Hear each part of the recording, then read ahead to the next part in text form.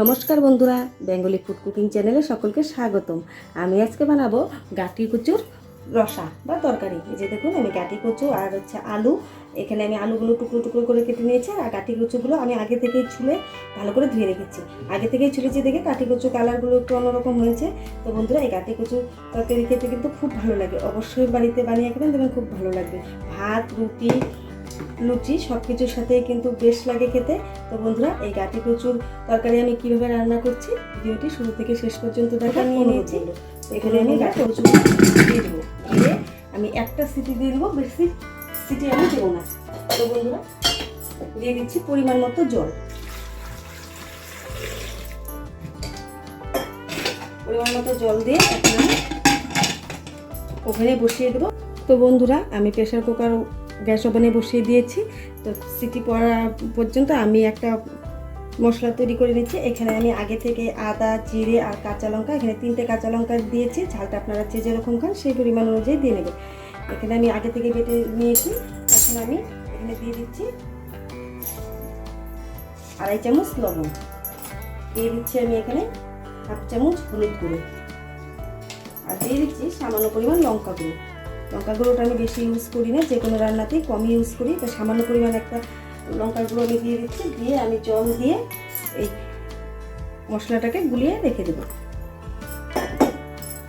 তো বন্ধুরা, এই গাঠি কচুর তরকারিটা যদি আপনাদের ভালো লেগে থাকে, অবশ্যই একটা লাইক, কমেন্ট, শেয়ার করবেন আর সাবস্ক্রাইব করবেন। আপনাদের একটা কমেন্টে আমাদের এরকম ভালো ভালো রেসিপি দিতে উৎসাহিত করে। দেখুন বন্ধুরা, এখন আমি এই মশলাটাকে সরিয়ে রাখবো। তো বন্ধুরা, যে দেখুন গাঠি কচু আর আলু সেদ্ধ হয়ে গেছে। এখন আমি এই ঝাঁঝরাটাতে নামিয়ে জল ঝরিয়ে নেব। ঝরিয়ে নিয়ে আমি আলুগুলোকে আলাদা একটা পাত্রে তুলে নেব।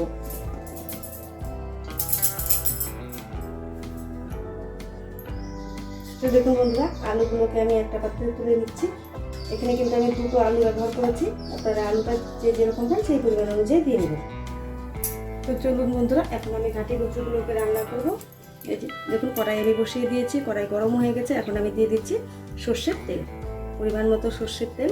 আমি একটু অন্যভাবে এই গাঠি কচুটা রান্না করবো, খেতে কিন্তু দারুণ লাগে বন্ধুরা। তাই বলছি, ভিডিওটি শুরু থেকে শেষ পর্যন্ত দেখার অনুরোধ রইল। তো বন্ধুরা, তেল গরম হয়ে গেছে। এখন আমি দিয়ে দিচ্ছি 2টো তেজপাতা। ফোড়নের জন্য দিয়ে দিচ্ছি জিরে। এই ফোড়নটাকে আমি একটু ভালো করে ভেজে নেব। তো দেখুন বন্ধুরা, জিরে ভাজা হয়ে গেছে। এখন আমি দিয়ে দিচ্ছি সেদ্ধ করে রাখা আলু। আলুগুলোকে আমি ফোড়নের সাথেই ভেজে নেব, তাহলে আলুর যে একটা কাঁচা গন্ধ, সেই গন্ধটা থাকলে খেতেও ভালো লাগবে। তো বন্ধুরা, আলুগুলো আমি একটু ভেজে নিচ্ছি। তো দেখুন বন্ধুরা, আলু ভাজা হয়ে গেছে। এখন আমি দিয়ে দিচ্ছি পেস্ট করে রাখা মশলা। এখানে আছে আদা বাটা, লঙ্কা বাটা, জিরে বাটা, হলুদ, ছোটো লঙ্কার গুঁড়ো আর লবণ। এখন আমি এই মশলাগুলোকে ভালো করে ভেজে নেব।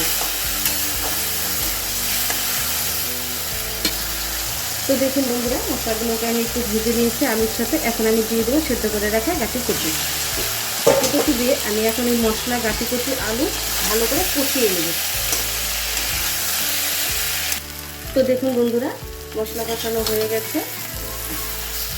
কাঁচা কাঁচা যে একটা গন্ধ মশলা, সেই গন্ধটা নেই। এখন আমি দিয়ে দেবো পরিমাণ মতো জল। এবারে দিয়ে হাতে জল দিয়ে দিচ্ছি, দিয়ে আমি এখন ভালো করে জাল করে নেব।